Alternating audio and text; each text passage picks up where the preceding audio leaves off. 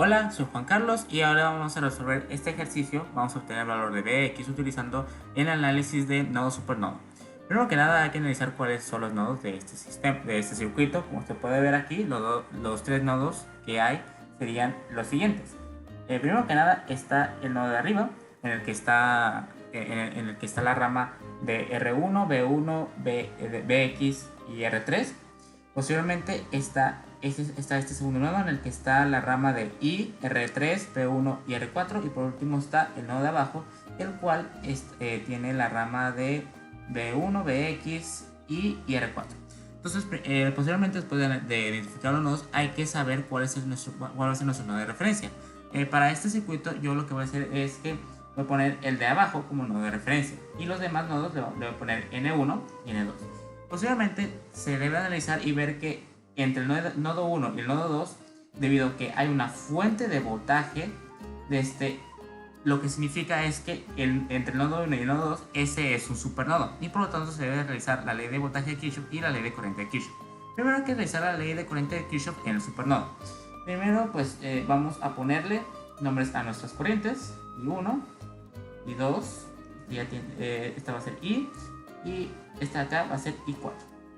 Entonces, como estipula la ley de corriente de Kirchhoff, las corrientes que entran en un nodo, la suma de corrientes que entran en un nodo es igual a la suma de corrientes que salen en un nodo. Entonces sería I, la corriente que entra es igual a I1 más I2 más I4, las corrientes que salen. Posteriormente hay que realizar la fuente, la ley de voltaje de Kirchhoff. Entonces primero aislamos nuestra fuente de voltaje y aquí esto sería N1, N2, ponemos aquí es más, aquí es menos, aquí una mayor diferencia de voltaje, aquí una menor diferencia de voltaje y la corriente va a ir en el sentido de la manecilla del reloj. Entonces, pues según la ley de voltaje de Kirchhoff, la suma de todos los voltajes de un lazo es equivalente a 0. Entonces N2 más 1 menos N1 equivale a 0. Posteriormente hay que realizar las equivalencias de I, I2 e I4 utilizando la ley de Ohm.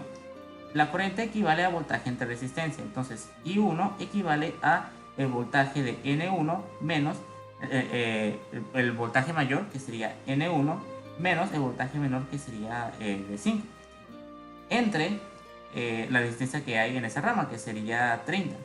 Luego I2 equivale a lo mismo, la diferencia de voltaje entre N1 menos 0 entre 45, e I4 equivale a N2 menos 0 entre 82.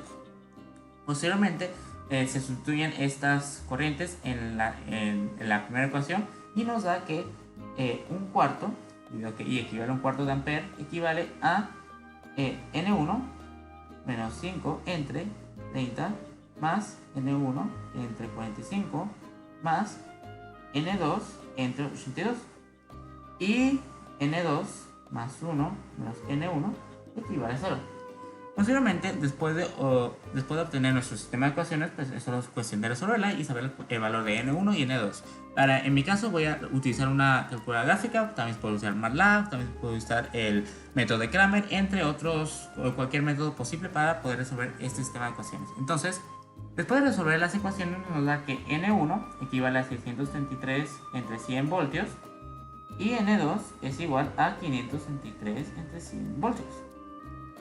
Por lo tanto, ahora para obtener el valor de Bx solo es cuestión de utilizar la ley de Ohm.